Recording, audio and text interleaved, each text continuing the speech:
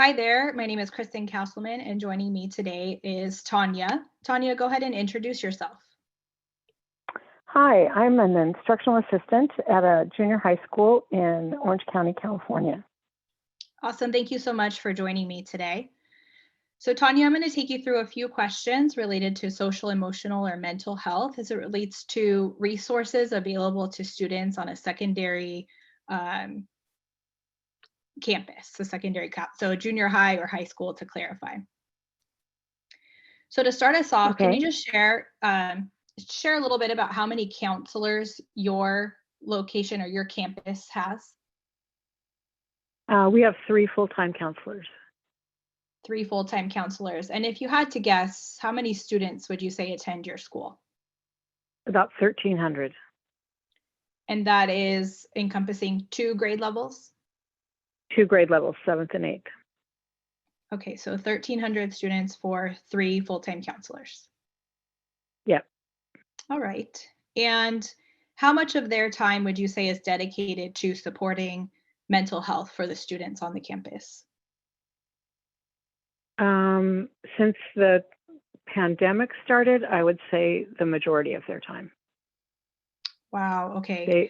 I know they do spend some time checking in with kids and um, working on their high school programs for registration and things like that. But I would say the majority of their time has been Okay, mental so health related. some time is spent from an academic focus, but you said post-pandemic, the majority of their time is dedicated to mental health. And why would you say that adjustment occurred? I think a lot of things changed during COVID for students. I do work at a low socioeconomic school, and I think it impacted those kids a lot. I think their world became pretty unstable, and many of them, even during virtual learning, many of them were sharing that they had lost grandparents to COVID, and I think a lot of those grandparents were their after school caregivers. And so I think their world destabilized a lot.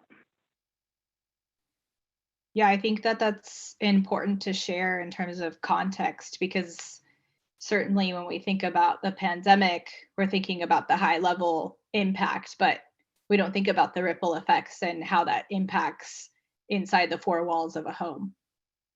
Exactly. And I think their worlds also destabilized because their parents maybe lost jobs Mhm. or were furloughed, and when you're already living on the edge of poverty, it became I think pretty frightening for a lot of them. It exacerbated an already challenging situation in Exactly. terms of their life. Exactly. Yeah. Yeah. Yeah. So coming back to mental health resources available, since you've shared that the counselors are spending a majority of their time focused on that and available to the students for that purpose, what resources specifically are available on your campus? In addition to the three counselors, we do have a full-time psychologist. We have a social worker, and there's generally, and this varies, but we usually have two social worker interns. We also have a restorative justice specialist that works more with like student conflict and stuff resolution rather than mental health. Okay, and then if you could share a little bit about inside the classroom, how do you broach the subject or how does that discussion start for the students in terms of understanding what resources are available to them and how to access those resources? Sure. So our counselors have done a really good job of, we have a homeroom every day. Every Thursday, every student has a homeroom that they go to. And the counselors have put together some guided lessons via PowerPoint and an occasional live lesson that we just tune in like to our private YouTube channel. And they've done various mental health lessons with the kids. They've done suicide prevention. They've done just an outreach on this is who we are, and if you need help, here's where you find us, that kind of thing. They've done a really good job of trying to reach out to the kids. So in your opinion, would you Also, say that, oh, go ahead. we also have the kids in their planners that they get, their little calendars. There's a QR code, then they can scan that and make an appointment to see their counselor. We have the QR codes posted in our rooms so that they can see a counselor. Okay, so And I can their also make a resources, referral to. I was just going to say the resources are right at their fingertips then, as fast as they can Yeah, scan they a QR they code. really are. They really are. Yeah. Yeah. So it sounds like it's present in the classroom. It's conversational. So those who may be more uncomfortable to bring their concerns forward, they have access just scanning that QR code. But would you say that mental health is a topic of discussion on a semi-regular basis, or is it more something that's touched upon at the beginning of the year and then not so It much after it that? certainly has been. It has been amongst the staff. We had a training before the school year started. We've had a couple of trainings in staff meetings, and we have monthly staff meetings, and it's always a topic in the staff meetings. It might only be 10 or 15 minutes of the agenda, but there's always a focus on that. And we've certainly had a lot of training on things to look for, and if we see a student that it appears that they need some immediate help, we have a way of we have a number we can call, and an adult counselor or psychologist will come and get the kid and take them in for counseling right away. We don't leave them alone until we can get them assistance. That's fantastic. I'd say it's in all of our minds most of the time. It's at the forefront of everyone on the campus collectively supporting the students' mental health and their well-being.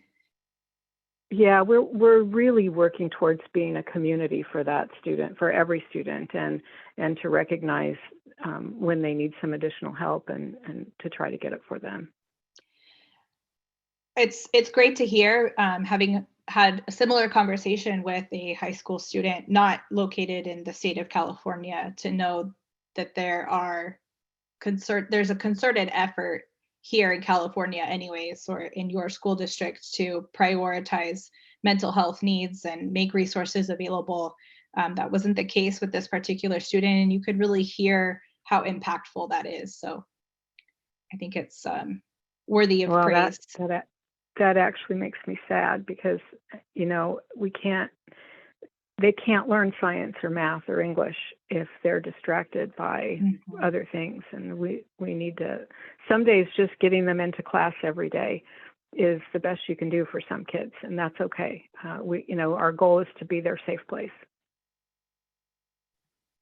So based on all of the information you've shared with me, do you feel that mental health needs are adequately addressed at your school? Why or why not?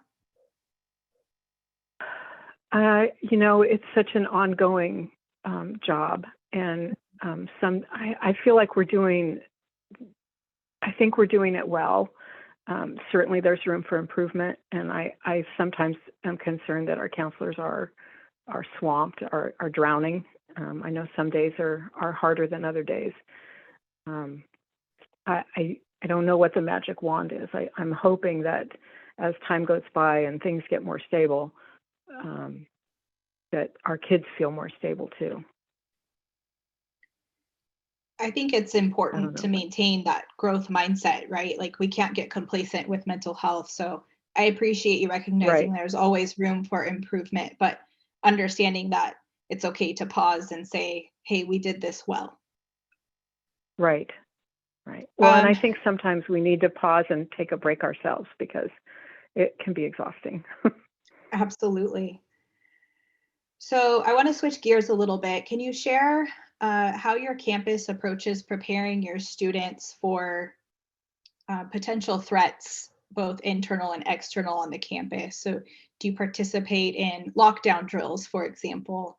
And how does that play into mental health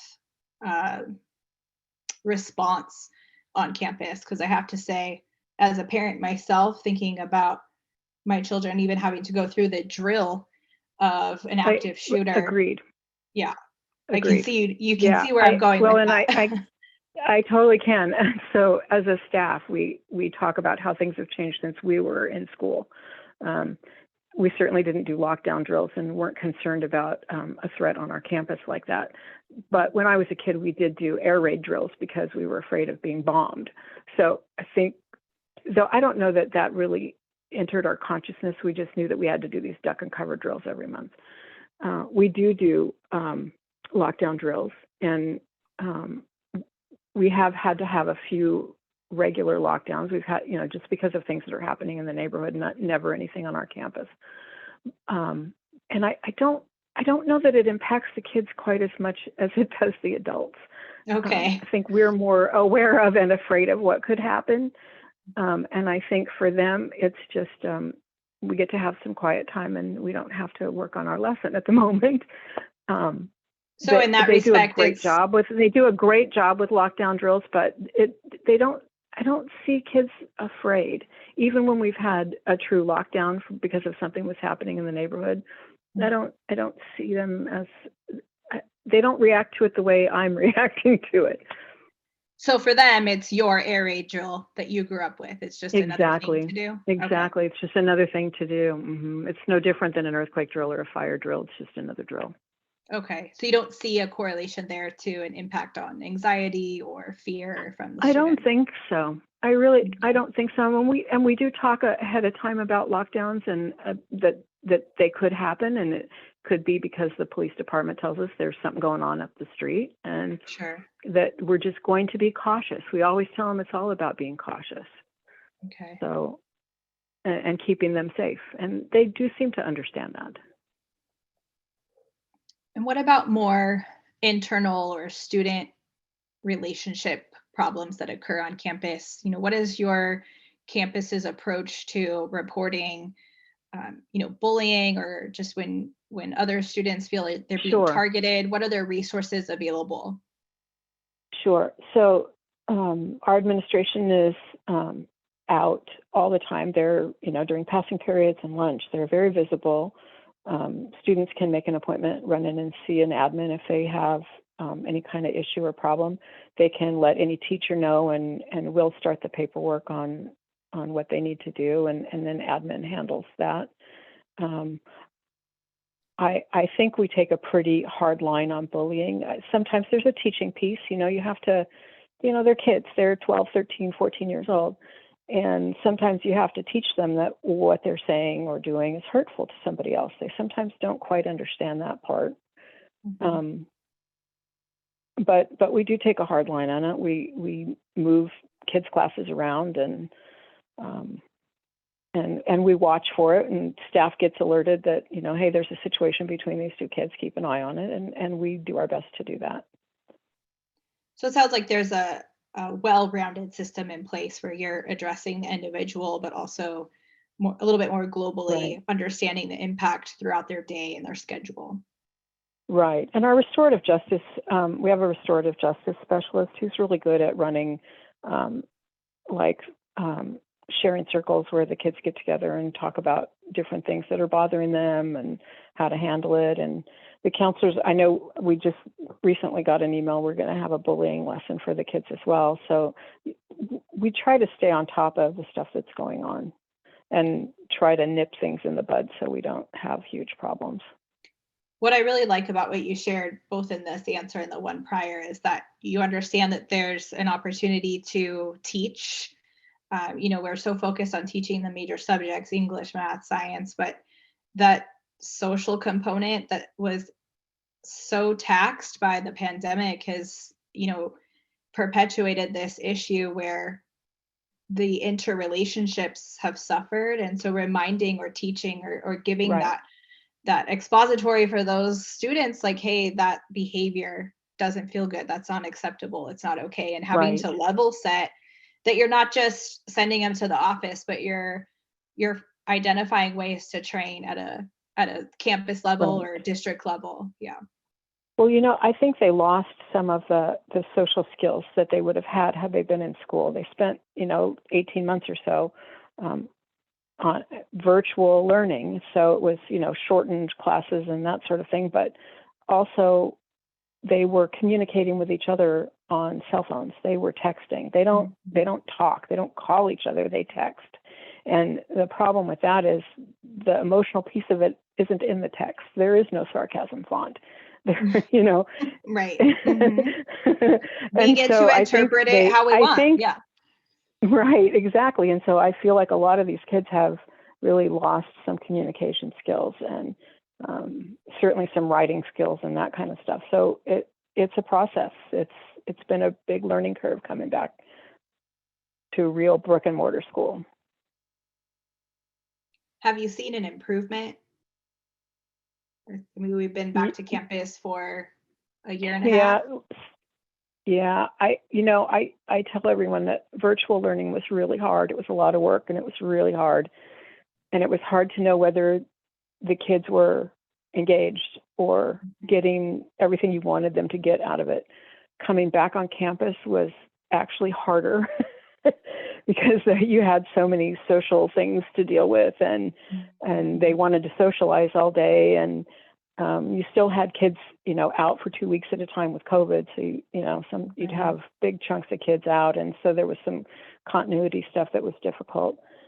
This year seems to be a little bit easier than last year. And I'm hoping next year will be a little easier than this year. Right. That's all we can do. My last question for you is, I know you're at a junior high school campus. What, if any, insight do you have to offer about what that transition looks like for the students as they move on to their high school campuses in terms of those mental health resources? Is there a change at all? Does it stay the same? Does it increase? So I think, puberty's hard for kids, so that's part of the whole thing. Some of them are exploring their sexuality, and so that's hard. And then the stabilization at home, that's hard.